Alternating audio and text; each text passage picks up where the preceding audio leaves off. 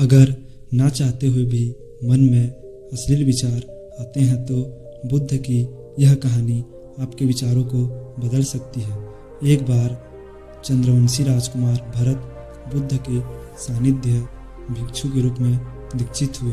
बुद्ध अपने भिक्षुओं को उपदेश देने के साथ साथ उनको भिक्षाटन के लिए भी भेजते थे, जहाँ से उनको भिक्षा मिलती।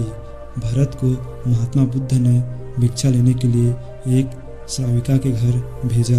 भरत रास्ते में चलते हुए सोच रहे थे कि न जाने आज खाने में क्या मिलेगा। हमेशा महल में खाने के लिए अनगिनत स्वादिष्ट भोजन मिलते थे, लेकिन आज जो भी मिलेगा उसी से काम चलाना पड़ेगा। भरत ने श्राविका के घर जाकर भिक्षा के लिए याचना की। श्राविका ने भरत को बैठने के लिए कहा। श्राविका जब अंदर गई थी तो भरत पुनः अपने प्रिय भोजन के बारे में सोच रहे थे। जब श्राविका भोजन लेकर आई तो भरत अचंभित रह गए। भरत अपने प्रिय भोजन को देखकर खुश हो गए। भरत भिक्षा ग्रहण करने लगे। भिक्षा ग्रहण करते हुए भरत सोचने लगे कि उनको हमेशा खाना खाने के बाद कुछ देर विश्राम करने की आदत है, लेकिन आज उन्हें यहाँ से खाना ग्रहण करने के बाद धूप से होकर वापस आश्रम पहुँचना है। भोजन हो जाने पर श्राविका ने भरत को कुछ समय विश्राम करने के लिए आग्रह किया। भरत पुनः खुश हो गए। शारीरिक इच्छाओं की पूर्ति होते देख भरत इसको एक संयोग मानकर कुछ देर के लिए लेट गए। लेटते हुए भरत सोचने लगे कि आज तो सोने को मिल गया, लेकिन मेरे सर पर हमेशा के लिए छत का साया तो मिट गया है। जब भरत सोकर पुनः उठे तो श्राविका ने कहा कि आपको जब तक यहाँ पर रहना है आप यहाँ पर रह सकते हैं। अब भरत समझ गई कि यह कोई संयोग नहीं है, श्राविका जरूर मेरा मन पढ़ रही है। भरत खड़े हुए। भरत ने श्राविका से पूछा, मुझे क्षमा कीजिए, पर क्या आप मेरा मन पढ़ सकती हैं? आप यह सब कैसे कर लेती हैं? श्राविका ने कहा, शुरू में मेरे लिए यह कठिन था, लेकिन मैंने खुद के विचारों को देखना शुरू किया। शुरू में मेरे विचारों की संख्या अनगिनत थी, पर मैंने अपना पूरा ध्यान उन विचारों पर केंद्रित किया। मैंने बिना पक्ष विपक्ष के अपने विचारों को देखना जारी रखा। धीरे धीरे मेरे विचारों की संख्या कम होने लगी। मेरे सारे व्यर्थ विचार दूर हो गए।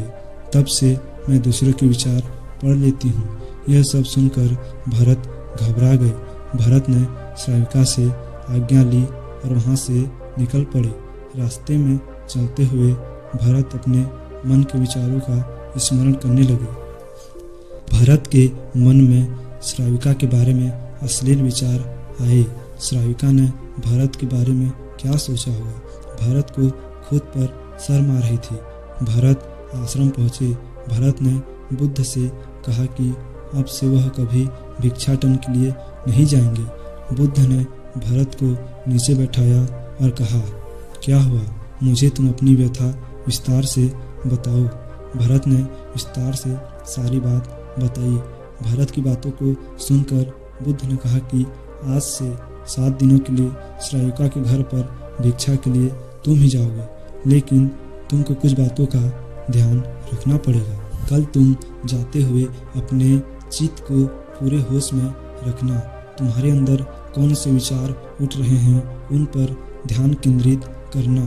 होशपूर्ण और जागरूकता के साथ ध्यान करना कि कौन सी वासना तुम्हारे भीतर उठ रही है।